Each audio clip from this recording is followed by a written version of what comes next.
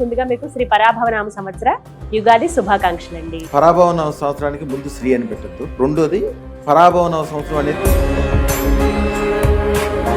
ఈ సంవత్సరంలో ప్రత్యేకంగా చేయాల్సింది. అదృష్టరత్నం ధరిస్తే ఖచ్చితంగా కలిసి వస్తుందా? ఎటువంటి సిద్ధిని యోగాన్ని వారు పొందుతారు? బంగారాన్ని ఇనుముగా చూస్తారు, ఇనుమును బంగారంగా చూస్తారు. ఎవరి జాతకం బట్టి వాళ్ళు ధరించాలి.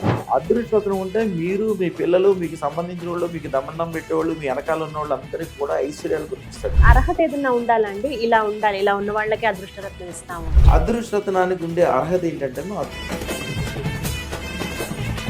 ఎలా గురుగారు మరి ఎలా తీసుకోవాలండి?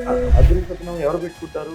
నేను మంచిగా ఉండాలి, నా కుటుంబం మంచిగా ఉండాలి, నా సమాజం మంచిగా ఉండాలి, నా చుట్టూతో అందరూ ఐశ్వర్యవంతులై ఉండాలి, అందరూ గొప్పగా ఉండాలనుకున్న వాళ్ళే అదృష్టరత్నం పెట్టుకుంటారు.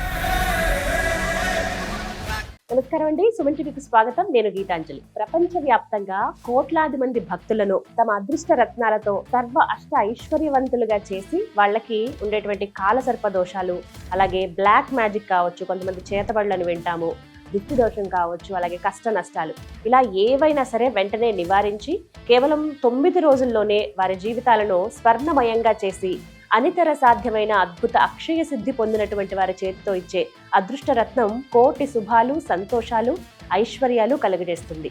ఇది భక్తుల విశ్వాసం.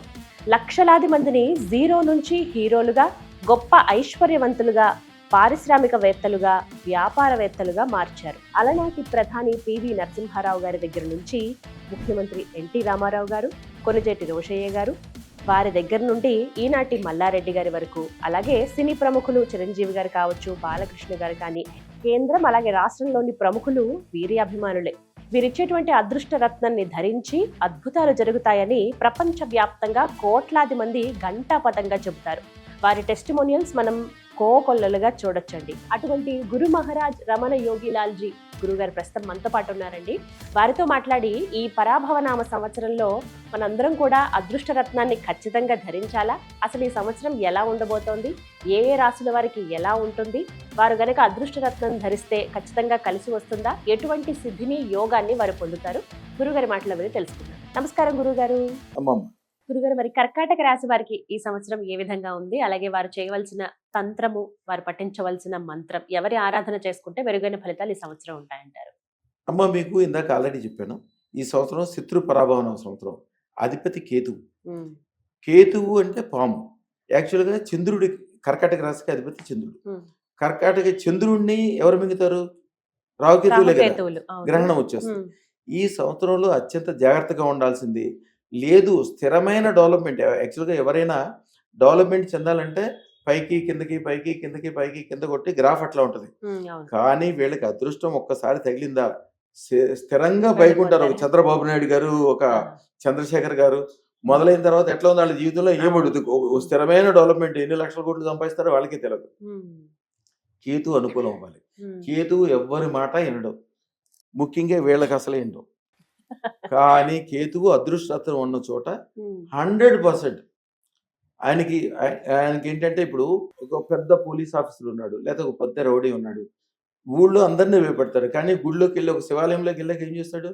ఆ పూజారి గారికి దండం పెడతాడు, అందరూ 100 రూపాయలు ఇస్తే 1,00,000 రూపాయలు ఇస్తాడు. ఆ గుడికి అందరూ 10 రూపాయలు ఇస్తే ఆ గుడి కట్టడానికి పైకి కిందకి చూసి మొత్తం ఎంత కావాలంటే అంత బంగారం తొడిగి ఏమంటాడు.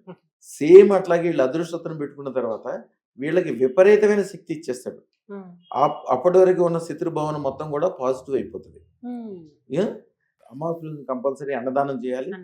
ఎందుకంటే చంద్రుడికి అది దేవత ఎవరైతే ఉన్నారో దానికి వెండి, పాలు, బియ్యము, బియ్యపిండి, వీటన్నిటికీ దీనికి సంబంధం.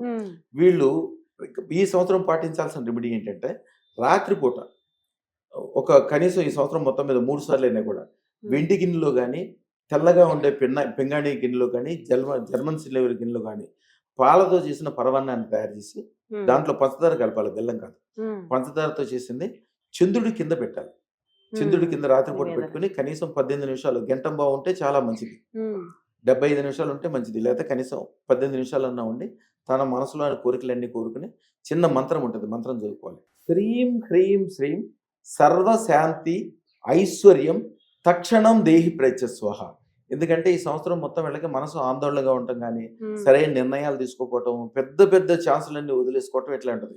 మనసు స్థిరంగా శాంతిగా ఉందనుకోండి ఐశ్వర్యం ఆటోమేటిక్గా వస్తుంది. అది ఇచ్చేది అదృష్టత్వం. ఉమ్, అదృష్టత్వం ధారణ కంపల్సరీ చేయాల్సింది జాతకాల్లో వీళ్ళకి. మంచి బియ్యంతో చక్కెర పొంగల్ చేసి కనీసం ఈ సంవత్సరంలో 3 సార్లు పెట్టమనండి. వరుసనే 3 రోజులు చేసుకుంటే చాలా మంచిది.